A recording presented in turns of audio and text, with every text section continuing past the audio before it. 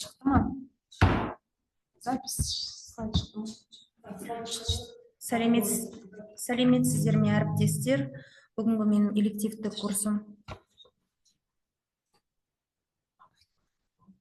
Элективті курсым 4-ші сынып оқушыларына арналған, тақырыбы сөйлеу мәдениеті.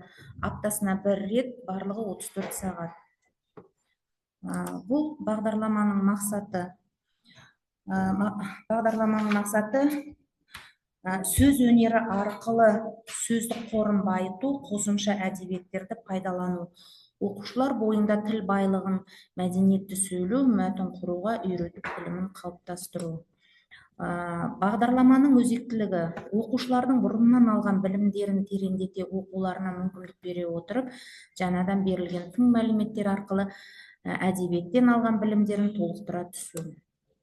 Жұмыстың ғылыми әдістемелік деңгейі: элективті курс бағдарламасы қазақ тілін оқыту әдістемесі саласындағы заманауи ғылыми зерттеулерге негізделген.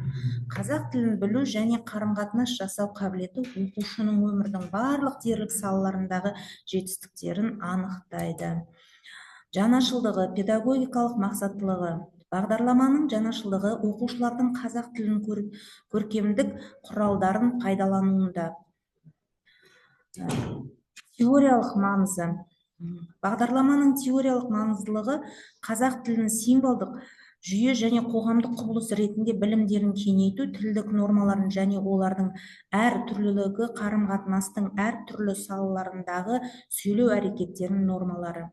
Практикалық маңызы: бағдарламаның практикалық маңыздылығы алған білімдері мен дағдыларын өзін сөйлеу тәжірибесінде қолдануда сөйлеу мәдениетінің деңгейін арттыру.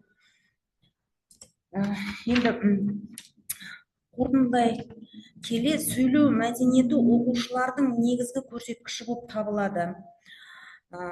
Бұл сөйлеу мәдениетті үздіксіз дамытуды қажет етеді. Сондықтан да тіл сабақтарында тіл нормаларын меңгерту басты талап деп ойлаймын. Назарларыңызға рахмет.